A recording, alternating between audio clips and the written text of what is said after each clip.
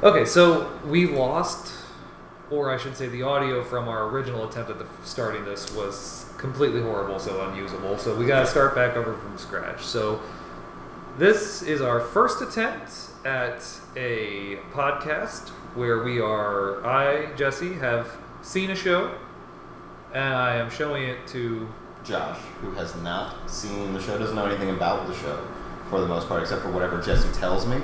So, and we are starting with the beloved Netflix show, The Dragon Prince, right now, as we're both D&D guys, and I describe the show as basically, if the Avatar guys did D&D. Yeah, and that's exactly what ended up coming through loud and clear in the first 3 episodes, which is what we started with. Yeah, we watched the first 3 episodes of the show. And we're going to do in 3 episodes at a time because it easily divides down. There's 3 current acts, or 3 seasons. Each season is 9 episodes long. I think the episodes are a little longer than a half hour. I thought they were like 22 episodes, but they definitely felt like they went longer. Yeah, they're about 25 minutes when you take away the intro. Yeah. Good solid stuff though. I mean, at least for me. So we kind of preemptively discussed a little bit of this, but it's like I was saying while we were watching it, it's like the main characters, at least the core 3, well, even when you add in Soren and Claudia, and the main characters really seem like D&D characters, like actual people playing D&D were just bad at playing their character, while the rest of the show are Could you give me your sharpener thing? Yeah, can you give me your whetstone? Whetstone. Yeah, that. No. And all the background characters seem like NPCs that the DM is playing and improvising, and as would be in our group, the DM is playing as aggressive just because he likes messing with the players. Right, exactly. It just seems like somebody improvising. Yeah, or not somebody improvising. It seems like them taking it seriously, like NPCs that are taking the situation seriously, and all the players just are trying to accomplish the goal, but they're not taking it super seriously. Like everything's kind of joking. Yeah, they're uncomfortable with the role playing. Right. It's definitely a show more geared for kids, but there are definitely things for adults to enjoy. It's one of those shows where it's kid friendly, but it deals with themes that adults can really appreciate, and it doesn't feel like it's limited to children. Right, and I would recommend it to anybody who liked Avatar, to anybody who liked, at least so far. I mean, if you liked Avatar, if you like those kinds of shows, it's definitely there's definitely going to be some cringy elements to it that you're going to have to get over, like some bad jokes and things that are meant for kids. Yeah. But at the end of the day, to be fair, there's a lot of bad jokes in adult-only media that are just meant for adults, and I'm just like, you didn't need that. Yeah, I was about to say, there's definitely some media out there that's like this. The animation style is also really good right now. Like Jesse explained to me earlier that they have a slower frame rate in the first season. That's what I read. Yeah, apparently they wanted the first season to look like hand-drawn animation in the way it flowed. Yeah. But just everyone complained about it looking choppy. So from what I understand, in the second season, they decided they just got rid of that restriction because that's the same thing that Into the Spider-Verse did. It's CG animation, but they gave it a slower frame rate to make it kind of look like regular animation, to give it a distinct feel. Right. And it's American style animation. It's not like an actual anime. It's different. It's a different animation style than Avatar. Do you think people nowadays just call anything animated an anime? If it's not 100% for kids, they just call it anime. They might. I don't know. I don't know. I've never been big in anime circles, so I don't know what the general populace, how they consider that terminology. There is a neg. I mean, so we want to break down the episodes. I think what I was going to do, my idea was I would try to kind of ask you questions about the show and see what you thought, unless there's specific things you want to talk about. Well, I mean, I just want to put this out there, if anybody's listening and hasn't watched the show and they're going to go into it. The only thing about the show that I did not like, and I already told you this, was that there was kind of a dead giveaway as to a key plot point as far as them still having the dragon egg. It's in the beginning, literally the first episode says that they destroyed the egg, but the baby dragon is in the thumbnail of the show. Yeah, the thumbnail for the show, so it's they didn't destroy that egg. They have it somewhere. Well, luckily that shows up in the first 3 episodes. Right, It's so like it's that's not like huge. Right. that's like a pilot thing. Like I said, I think of the first 3 episodes as like the pilot of the show. Is like we're getting we get the band together. We tell you what the goal of the show is, and then bam. And there's definitely some really cool elements to it that there's a lot. You can tell there's just a lot of lore here. There's a lot of stuff that, they explore some of it, they touch on some of it, but there's a lot that can be, dug into. It was interesting for me to watch the intro of the show again after watching everything that has been, because there are characters in the introduction that I now know who they are. So it was interesting to go back and watch that with being like, oh, I know more details about what's being described here. It's interesting to see how it was described originally. Right. But okay, so let's go through some of the stuff. So, as we are both fantasy and D&D nerds, what did you think of the elven design? I think that's super cool. I like the way the elves look in here. So they're at least the what are they? The moon shadow elves that we saw. Yeah, I think there's 4 varieties. Right. So they really focus on the moon shadow elves in the first 3 episodes. They're like the assassins, and their stylization is super cool. I like that they have horns. I think that's pretty cool. I like their weaponry as well. Yeah. Seems to be pretty versatile weapons. Like she was using her I don't want to call them daggers. They were more like they're like short swords. Yeah. Butterfly short swords. Butterfly short swords that she can turn into like grappling hooks. Yeah, hook. Mm-hmm. She can turn them into hooks. I love I think the design is super cool. I like that. I don't know if you noticed in this episode, but they don't have 4 fingers. They have 3. like 3. Yeah, 3 fingers and a thumb. Yeah, I did notice that. I like the. What's her name? The I'm forgetting already. The main elf? Yeah. Rayla, right. So she has like the Scottish accent. She funny thing and is, she's younger. So the video that actually got me to watch the show was a compilation of Rayla being super Scottish. And in that one they had a voice actress. They took lines from Genlock on Rooster Teeth, and I didn't realize it. Oh. So they had like a lot of swearing in it. So I was like, is this a show where they swear? So I'm like, maybe it's more adult than I thought. And I watched it like, oh wait, oh, these are not the same lines. This is a different person. Well, I mean, but it's still a solid show. Yeah. At least so far. I just really I thought it'd be hilarious if they were swearing. Yeah, it would be a lot. Like having an more adult content to it would be, would be a little different, but I think that was really, like the Moon Shadow Elves, that was like super cool. The whole, like I said, there's obviously so much more lore to dig into, but I think I don't know if the Moon Shadow Elves. I only saw 4 elven archetypes shown in the intro, but I think there might be 6. I think there might be like a type of elf per type of magic, but I'm not sure because each of the elves we do know. There's the Sun Forge elves, there's the Moon Shadow elves, there's Star elves, and there's Earthblood elves. Right. Those are the 4 I know of, and they're all attached to one of the 4 types of magic naturally and intrinsically. It's like the Moon Shadow elves, like moon magic in the show.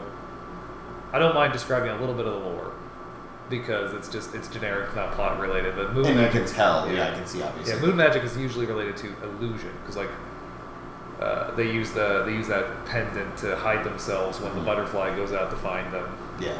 And then they can turn invisible when the moon is full. Kind of invisible. Yeah. Yeah. Yeah, and obviously I don't know. We're gonna get. I don't know all Moon Shadow elves. I think there's sky elves as well. Well, then that would just add up too. Yeah. There's sky elves, and then there's gotta be water elves somewhere. Ocean elves. But I think so. Like, I don't know if all Moon Shadow elves are assassins or whatever, but that group was really cool. That was really fun to watch. They're really skilled and. I don't think they're all because obviously Rayla talks about you get trained to be assassins. I think it is just that's what they're known for among the elves. They have the best assassins. Okay. And they were very because they can turn invisible, so that gives them an automatic advantage. Yeah, they were super feared. Everybody was to the point where even the number 1 mage guy in the Earth Kingdoms, Viren, was like, "Yeah, full moon, we're done. Yeah. You ain't living unless we pull some hijinks. Yeah, we need to have a creative solution. Jeez. Yeah, so I think the elves were really cool. I like them. I like those specifically so far. I'm sure there's other interesting, cool little sects of the elves. So here's a question. Yeah. At this point in time, who do you think are the bad guys? I think I just from having watched Avatar in the past, I think it's going to be the same thing where there's like a moral gray area for everybody. Obviously the humans and dark magic is like the most evil thing in the universe right now, based on what people are saying. But at the same time, it looks like humans have tried to use dark magic to help save themselves and save other people. They don't seem to. They're upset at the elves, obviously, because the elves like segregated them. And now there's a big giant war because the humans used dark magic to kill the dragons. Well, the elves and the dragons were working together, right? Yeah, basically, like, Zadia is one nation, and the elves all have, like, it's like the city-states, the different elves have their different focus, but the dragon king is in charge of everybody. Mm-hmm. He's like the king of all Zadia, at least that's the way I understand it. And then the humans came across the border and, like, fuck you, and killed him. Right, it seemed like but at first it was the way they explained it in the original intro is that everybody lived together at one point in Zadia. Right. The humans developed dark magic. The elves and the dragons were like, "That's fucked up. You gotta go," and they kick all the humans out of Zadia and force them to the western side of the continent. Mm-hmm. And then the humans eventually come back and kill the king of the dragons, who guards the border. Right. And then supposedly destroy his egg, but we already know that was a lie. Yeah. And so the elves send assassins to get revenge. So like, you killed our king and his heir, we're gonna kill your king and his heir. Right. King for a king, prince for a prince. So I don't. Clearly, they tried to establish again that there's definite bad and good on both sides. Having Callum, who's one of the princes, Ezra, who's the other prince, Bait, who's the Glowtoad, and Rayla, the elf, the Moonshadow elf child. Yeah. We're all working together to. Yeah, that's like the most fundamental Avatar aspect of it. Like, right. The kids they're not tied down to the prejudices of the past generations, and they come together as a group, basically ignoring the prejudices of the past so they can fix the problem. Mm-hmm. That's the thing that I noticed the most when I watched Avatar after watching Dragon. It's like, oh, they do the same thing here.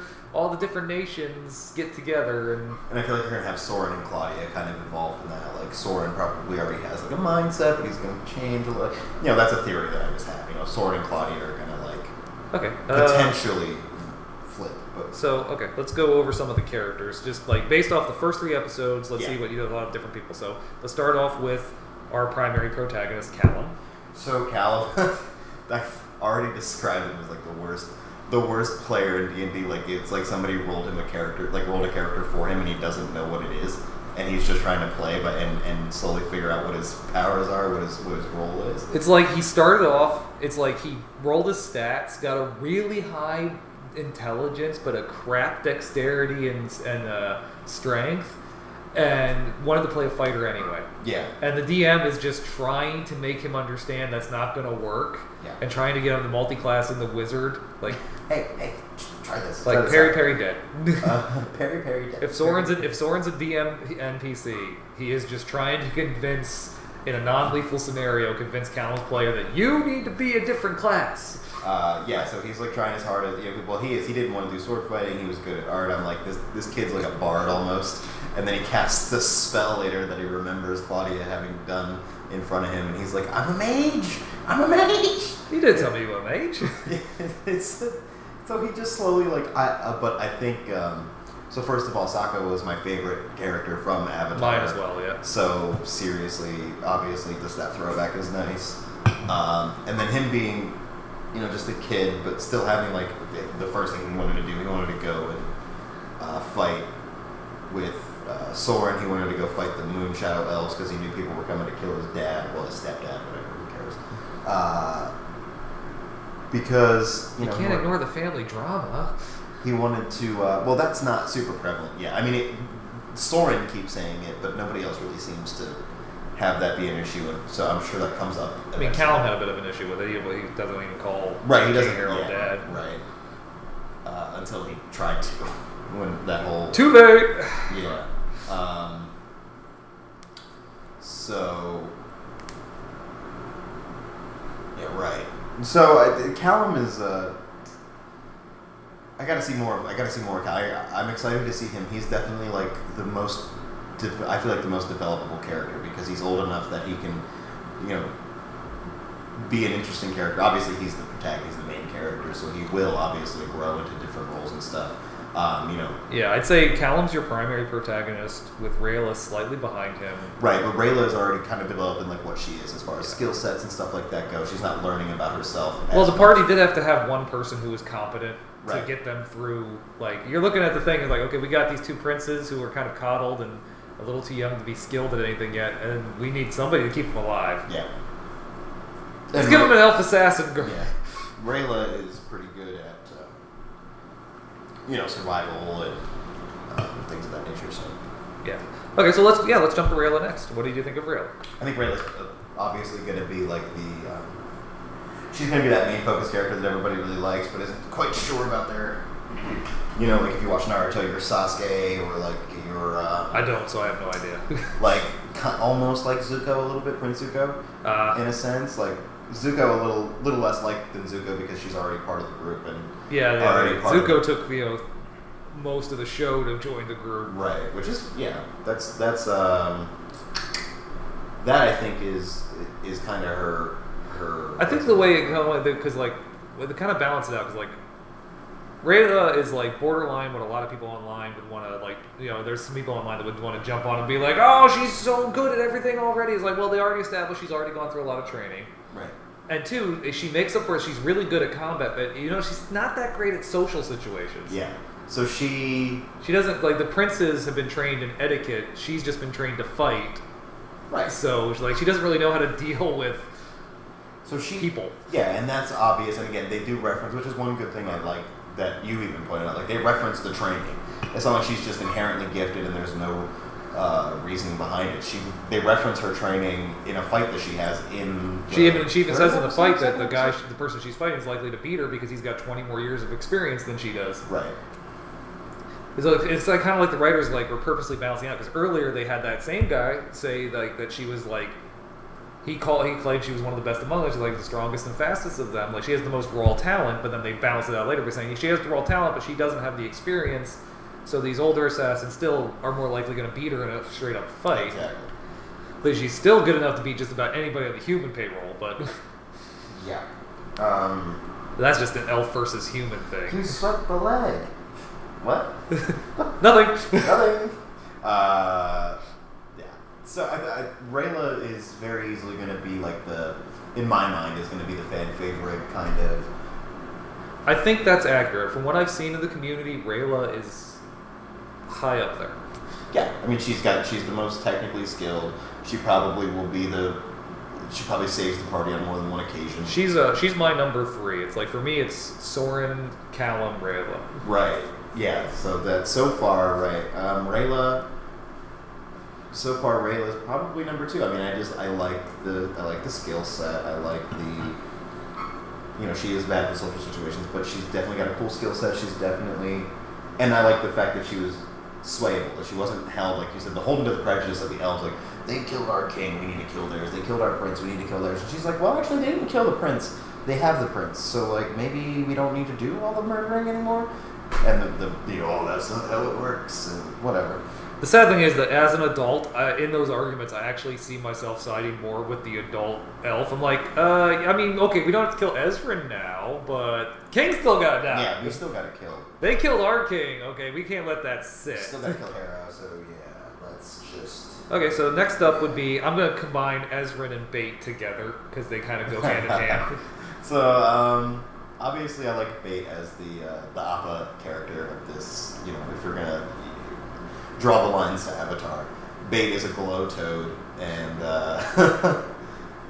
Obviously, anthropomorphized. Well, no, not anthropomorph. What's the word for like making an animal out of something? By making an animal out of something. Yeah, because anthro means human. Right. I don't know.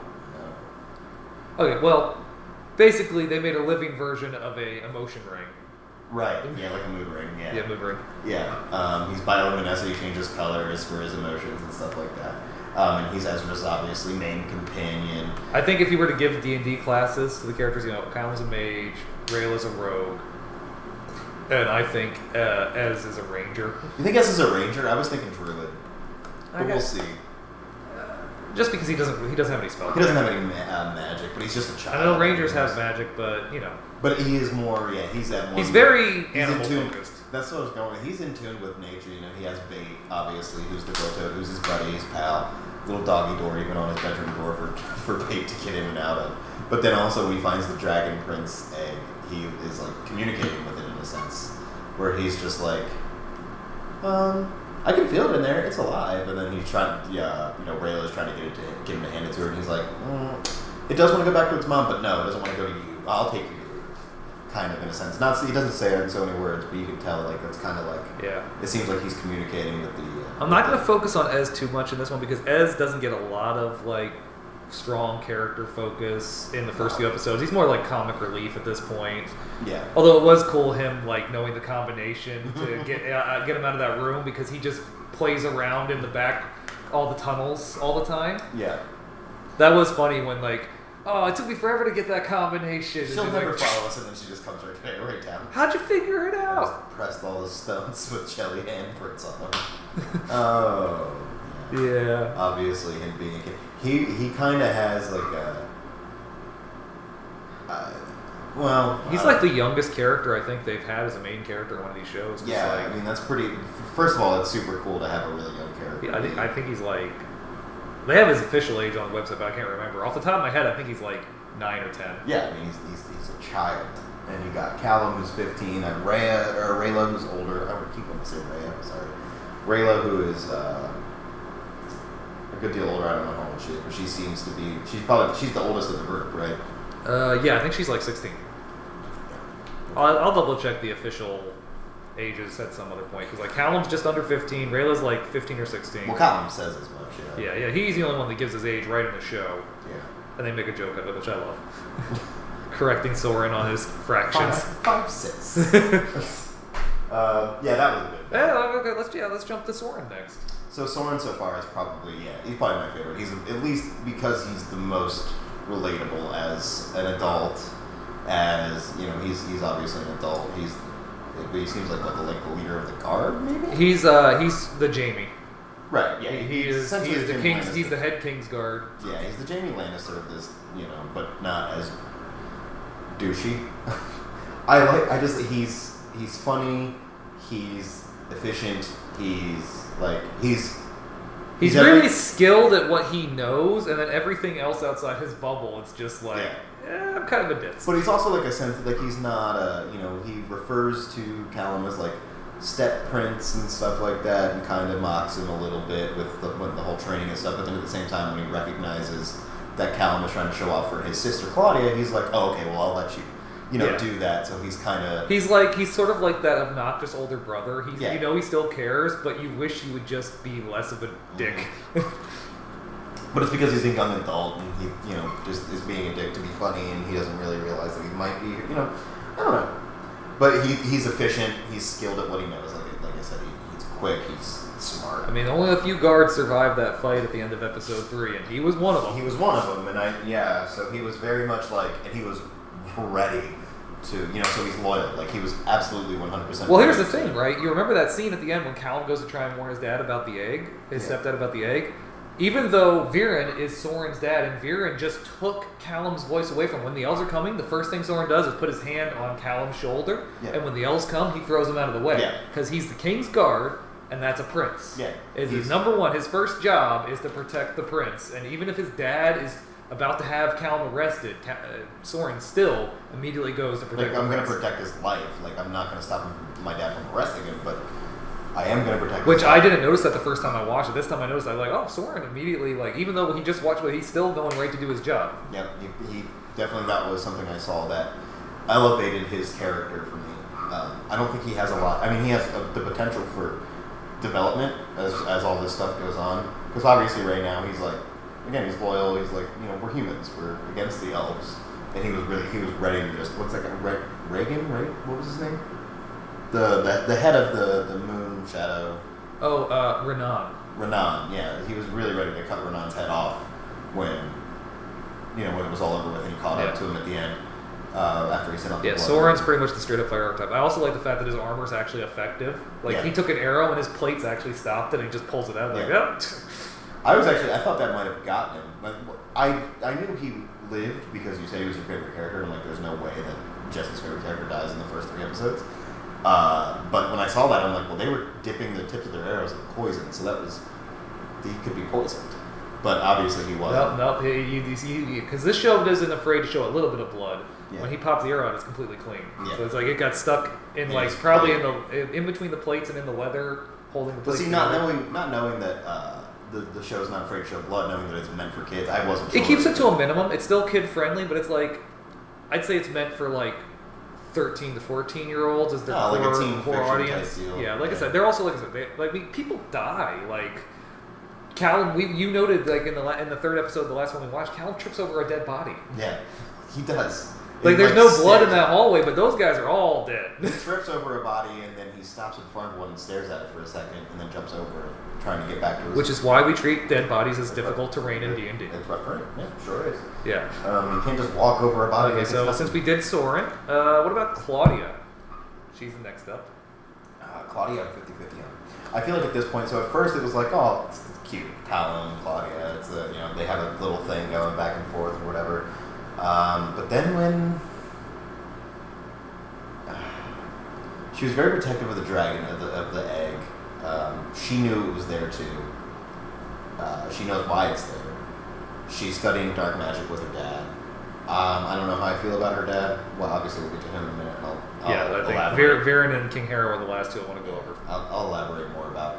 Maybe should we touch on Renan? I don't know if he had a big enough part to really. No, I like it. I can just go over him briefly right now. Renan, cool concept, not a big enough thing for me to really have. He was definitely like just more of a supporting like character to push Raylo along. He's pushing Raylo along. He's there because I only want to go over characters that I think actually have like protagonist status. Yeah, not supporting characters. Right, he was definitely a supporting character, but I just like the concept overall of the elf style so far. Yeah. But anyway, we're on Claudia. Claudia. So, as far as character goes, good character, again, room for development, just like everybody. I think all of the younger crowd, all of the main group that we're going over for the most part, has room for character growth. It's there. I just don't know if she will. I feel like she's in the trappings of dark magic and she likes it. It makes her feel powerful. She enjoys. She was messing with Callum and she really was found that funny.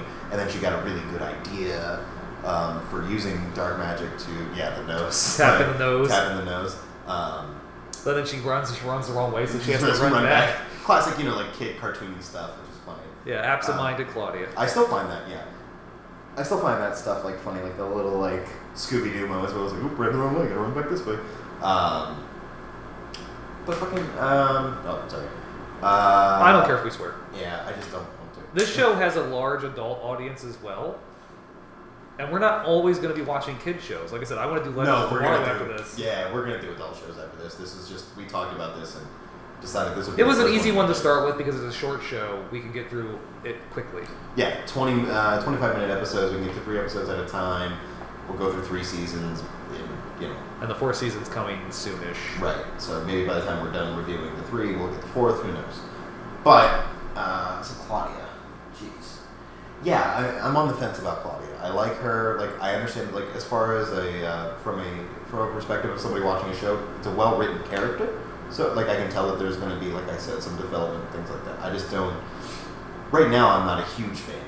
I can tell that there's potential for the development to go the other way, as opposed to everybody becoming friends at the end. The hardest part about doing this with the 3 episode breaks is that for the first 3 episodes, because they're the pilot, they just had to quickly establish everything and get the plot moving. So we don't really get to get a super lot of depth to anybody that isn't like Callum and Rayla. They got the most depth to those 2 characters. Everybody else You just sort of get an idea. Right. Well, of who they are. they're essentially your main characters who have depth, because Ezra's, like you said, like 9 or 10, and the glow toad is a glow toad.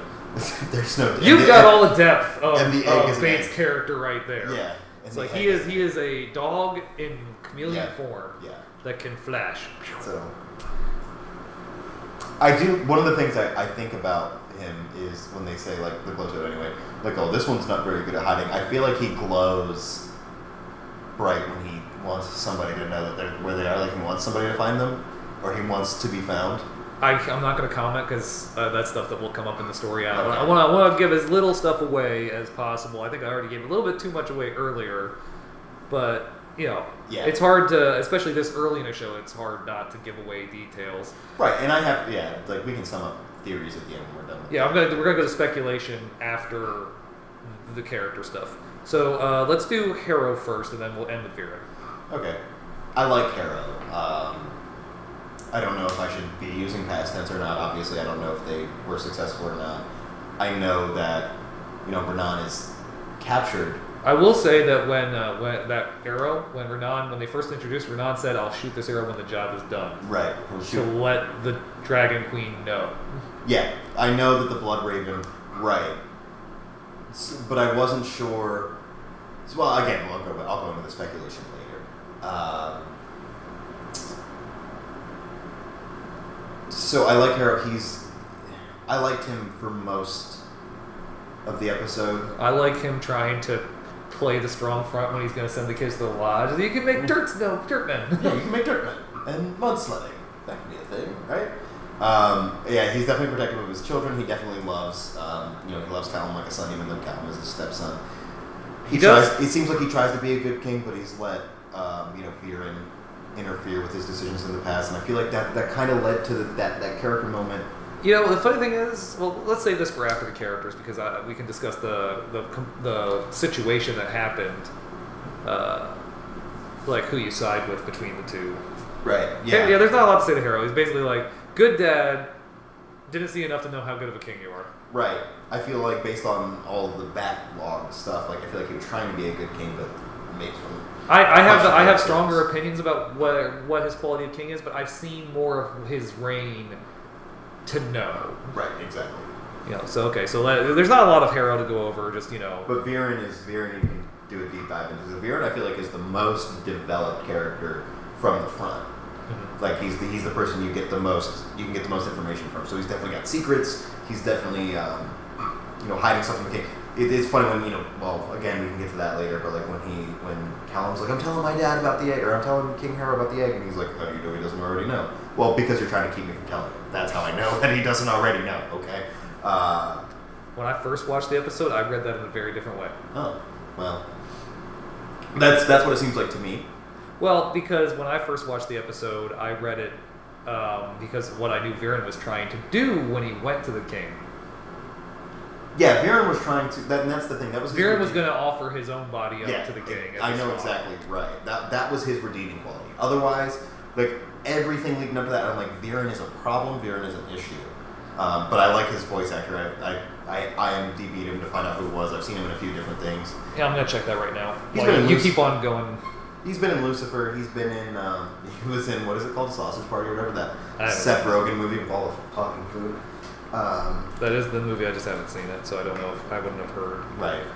Well, he does a lot of voiceover work, and it's all minor. I mean, I think he was in Psych as well. He was in Fringe for a little bit. Oh, Fringe! I love Fringe. Yeah, he was. I think he was in one episode of Fringe, maybe a couple. I don't remember.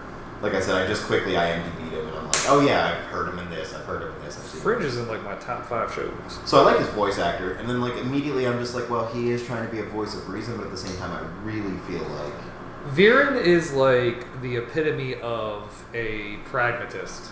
Yeah. He doesn't care about the morality of the actions he's taking. He cares about the end result. Right, and he wants, he wanted his king to live. He was loyal to the king. They were friends. They looked at each other, and that was his character. Like I said, the character redemption at the end. Yeah. In these first 3 episodes, I get the idea of a man who wants good results and wants things we would all think are good but because he's a pragmatist, because he doesn't care about the morality, the ends justify the means, he's willing to do horrible things to get to. He said he's willing to do anything to save the king's life, and when he realized, like I said, this character moment where he's like, everything I've offered up is horrible to him unless I'm the one to take the place, like take his soul, or like basically sacrifice my body. Yeah, he wanted to soul swap him. Yeah, I'm going to sacrifice my life literally for the king, like soul swap you so that your body's in your soul's in my body, and we're good, and you live essentially. And he was getting ready to do that, and that's my thing about Harrow, where it's like literally like he doesn't know this though. Harrow doesn't know that Viren is coming to him. Yeah, because he didn't. He didn't let him get the words out. Right. He was literally just like, I'm tired of you. You've cost me literally my life at this point. So obviously Viren has some. I can see Viren going, Ozai direction. I can see him going Iroh direction. For again to draw the parallels to Avatar. I can see him going either way. I'm not entirely sure. They have a tendency, if it's the writers, obviously. You have this kind of baddie-ish with a son and a daughter, right? Ish, right? That's the way I'm seeing it. I'm seeing a lot of Fire Nation, Ozai, Viren, Zuko, Soren. I don't even remember his daughter's name anymore. Zula and Claudia. I'm seeing it all kind of could be the same type of thing. Oh. Obviously, it was obvious from the gate with Viren and Claudia with the dark robes and the purple. That dark magic was part of their... Well, they'll go into it later, but basically, dark magic is the only kind of magic humans can do naturally. Right, I'm seeing it as more of something that is accepted by the humans, but feared and hated by the elves. Yeah. So they explain it in the origins. Humans develop dark magic. They leave out the part because it gets explained later that that's the only one humans can do without, like, you have to have one of those rocks, like the storm orb, like the storm to do orb. other kinds of magic as a human. Humans don't have a natural connection to any of the types of magic, so they have to use dark magic, and dark magic is sucking the life force, that connection, out of other entities. Right. That's why in Viren and Claudia's magic room, there's all those jars and all those parts and creatures preserved and stuff. It's so that you don't have to keep killing things, right? Like they have that life force there. Well, different life forces give you different effects, so they have everything they might need for particular spells. Okay, and that's why she was like looking around and stuff like that. Yeah, when she saw that room, she was like, "Motherfucker!" Which one of these things can I use to cast a spell? I was thinking about when Rayla got in that room and when she decided to judge humans. Right? You basically saw a microcosm of what happened between humans and elves. The elf was chasing the humans, and then saw what they were willing to do. Yeah, and it's just like there's no saving humans. Yeah, I remember that. And that makes sense about the Claudia thing too, like why she was looking for something specifically to. Well, it's even better because not only did it play out that thing between elves and humans, it also played out the part where the elf was willing to judge humans that had nothing to do with the dark magic, based off the dark magic done by other humans. Yeah, it's like these guys have nothing to do with that. Yeah, those two. It was Ezra and Callum, and they're the two most innocent characters in the show right now at this point. To include Claudia and Rayla and Soren. So I wanted to talk about the two biggest debates in the first 3 episodes, the moral quandaries, were Viren and Harrow over whether or not to use dark magic to get around the problem, and Runan and Rayla about whether or not the egg being alive meant that we can just forget this and go home. So let's start with Rayla and Runan because that's the lighter one. Okay. How would you resolve that moral quandary? So I think in your, you kind of already touched on it earlier. It's like you felt like, yeah, you're right. Like, no, maybe we don't have to kill Ezra anymore. But now we definitely have to we still definitely have to kill Harrow because, if you're going to go with that eye for an eye route.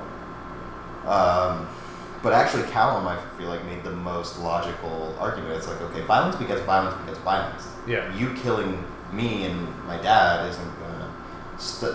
we're going to retaliate after that. Yeah, Callum. And then you're going to retaliate back. Callum made the best argument from a logical standpoint, but the problem when it comes to those sorts of revenge cycles is based off of emotion. Because, the problem, when you have a revenge cycle, yes, it'll go on indefinitely. Someone eventually has to be the one willing to break it. But when you are the one willing to break it, you have to be the one willing to accept the fact that the other party's going to get off free for whatever the last thing they did was. Right. And So if you don't kill King Harrow, no one is punished. No one faces consequences for killing Thunder. Right. And there's no way that you're gonna take a group of assassins back to, Zadia and be like, hey guys, we got the egg though. So like, and not to mention that argument is also complicated by the fact that there's other things that haven't been revealed yet to deal with the assassins and how they do their job. Yeah. Like, well, it was, and so I understand that the bind or them being bound, they probably have to complete that job or something else happens to them. Yeah. That'll be touched on more in the continuing episodes. Right, which is originally so. Well, anyway, they have to. Once they're bound, I don't know what it is, but that seemed to be like they're bound, and they each have 2 binds. They had 2 targets. 1 bind was for Harrow. 1 bind was for Ezra. Which I can clearly I can tell, based off what happened there at the end of the 3rd episode. But what I wasn't aware, or what I'm not aware of, obviously, is what happens if they don't succeed in their bind. Now, if they had found the egg before they were bound, or if they found out that they still had the egg before they were bound and they were willing to take it back to Zadia and return it to its mother, then maybe that's a different story. Maybe maybe Renan could be like, hey, Ray, maybe we don't have to do this because we haven't really technically started yet. But no, I think once they were bound, they were committed at that point. They were committed, so they definitely. I would have probably taken Renan's side, like the commitment to do this, or something negative is going to happen to us. Yeah. It's a win-win, really. It takes that kind of stubborn, youthful stubbornness to be like, yeah, there's major consequences, but it's the right thing to do. And I'm sure, like you said, it'll get touched on because they bound themselves to take care of Ezra. that one I think is the most complicated of the moral situations because it's like, you really can see both sides. It's like, okay, yes, we have a chance for peace, but they killed our king. Yeah. And not just that, like literally, the king we're about to go in, he was directly involved in killing our king. The king's right. It's not like we're killing a king that had nothing to do. Yeah, there's 5 kingdoms. We're not attacking the other 4. We're attacking the one that specifically targeted us. Right. So, I'm probably on Renan's side there. I would probably we gotta complete this. This is like the Garrus mission in Mass Effect 2 for me. Like, I would be willing to let somebody go and hear them out and see why they did what they did, but I'm like, but this is Garrus' choice, and Garrus wants to shoot this motherfucker, so we're gonna go along and shoot him. Right. Yeah, I think for me it's definitely. So the more interesting moral quandary is Viren and Harrow over what do you do? Do you use magic to get around the situation, or do you just face the consequences? Because there's levels to that. Like it's an onion of feelings for me. There's definitely layers. It's like, yeah, I would want to get around the problem. I would want to be involved in, still being able to fight this war and help humanity reach the goals that they wanted to reach if I'm King Harrow. But then at the same time, if I'm King Harrow, the thing that I'm with King Harrow in this one because he realizes that dark magic is essentially the problem. Like, you asked me who the bad guy was. I think dark magic is the bad guy. And there's moral boundaries for humans and elves about it. Dark magic is the problem. I allowed the use of dark magic to start causing more and more problems. I'm going to face the piper and not use dark magic to solve this problem because it's just going to beget more problems. I look at it slightly differently, but that's also coming from the perspective of someone who's seen the rest of the series at this point. I see that dark magic is a tool, but it's a tool that can be heavily abused. Yeah. But one thing in particular is Viren made a really good point, and it was probably why I sided with Harrow can take the noble approach and be like, no, I'm not going to let anybody else suffer for my decisions. I'm going to face the consequences. But he's still letting all his guards protect him, and they're all going to die. Yeah. If what Viren, I think, was intending was, we're going to switch your body out, then whoever takes your place will just basically be left out in the open to take the hit. And they didn't know about Ezra being a target as well, so they're just assuming Harrow's the only target. Right. So they kill you, they leave, nobody else has to suffer, and then you can just, pretend, you can have Ezra take the throne, you can be his regent under your new identity, and basically still run the kingdom. Like, if you manage to pull that off, bam, everything works. Now, if the elves find out that you use that ploy, there might be a problem. And what would have proven Harrow right in the end would have been that if they'd gone with that plan, they wouldn't have done anything to save Ezra, and then Ezra would have died, and then Harrow would have been like, oh my god, my son's dead. Like that would have been the thing. That would have been the blood price, as he put it. Yeah, I guess if you look into it that way. But they, like I said, they didn't know about that element of what the elves' plan. They didn't know they wanted to kill his heir for the dragon. Right. Okay, so I want to try and keep this under an hour. So let's finish off with speculation. Okay. Where do you think, based off what you've seen so far, where do you think the show is going from here? So clearly we're going to find out about like these bindings and what their negative effect of not completing this job is, right? Because I'm certain that the remaining Moonshadow, not Rayla, but everybody else are going to go after Ezra because they have to, because they're bound to complete that task now. They've killed King Harrow. The Blood Raven was sent, even though they didn't fully complete the job, but I guess they knew they weren't going to be able to at that moment. And with Renan being willing to die, I'm assuming with this bind that they're not going to be able to complete this is worse than death, or equitable if it is death. I don't really know yet. With Callum and Ezra no longer in the kingdom, you're looking at a kingdom ruled by Viren at this point. So things are going to start going south there, in my opinion, pretty quickly. Pragmatism might work as a good advisor, but it's not good for a ruling, like your overall rule of judgment for an entire kingdom. Yeah, funny thought I just had about Viren. If Viren and Harrow could have been one person, they would probably have made the best king. They would have been the perfect. Yeah, and that's typically what a lot of writers, I feel like, do. They take like, these are really great personality traits to have in a leader. Let's make two people that only have one of them, or a set of them. Yeah. Like, Viren has the pragmatic, like, how to look at situations to try and find creative solutions to help everyone. Hero has the moral side you need, but he doesn't quite have the necessary, like, to know when to ignore his values, because sometimes a leader can't lead by values alone. Sometimes a situation requires a pragmatic solution. Right. Well, yeah. And Viren doesn't know when a situation requires a principled solution. True. So, like I said, so you're basically going to lose out on principles. You're going to have a kingdom ruled by somebody. And again, this is just what I'm thinking is going to happen. I don't know. Something off the wall entirely could happen in episode 4 or down the line. I'm worried about what's going to happen with. Obviously, Rayla survives this whole bind situation, but I'm wondering how. I'm curious as to what happens. And I'm really interested to see kind of the development of like Ezra's relationship with this dragon egg, and obviously the development of Callum. I really feel like Callum is gonna, once he gets to, once they get to Zadia and all that, I feel like he's gonna try to really fall into like magic, but he also might really try to be a warrior. I don't know what direction Callum. I was thinking Eldritch Knight. Got it. Eldritch, yeah, exactly. Which is right. That would be a great class for him. I feel like he would be excellent at both. Oh, here's a good way to think of it in D&D terms. So all the elves are basically sorcerers, and all the humans are warlocks. Warlocks, not wizards. Well, no, because warlocks have that negative because they get their powers from something they're not supposed to. Yeah, they sound right. That's fair. I mean, you could just say wizards because of needing components and stuff, but I was going with the negative connotations of a warlock because sorcerers have innate power that they draw on, and warlocks have to get it from a source that might be considered unsavory. But a warlock doesn't necessarily have to be evil. True. Even though, you can have a good aligned fiend-packed warlock. It's true, you can. I mean, you can. And that's what I'm saying. I can tell that dark magic is accepted in human lives. Like, it's just something that's just like a regular thing. Like Claudia, as a child practicing it, it doesn't seem like something that bothers her. So, I guess child, young teenager. I think she's like 17. Yeah. So an old teenager. Her and Soren are I think Soren's 18, 19. I feel like he's an adult to have. I'm going to have to look that up now just because I'm curious.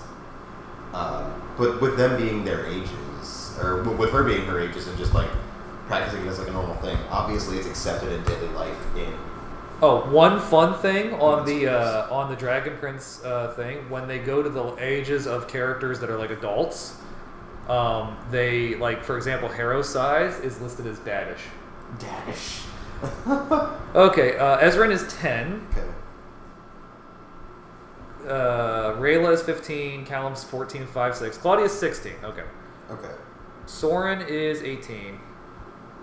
Oh, they actually have their birthdays on there. Yeah. Okay. They use the Greco-Roman calendar for reasons. Yeah.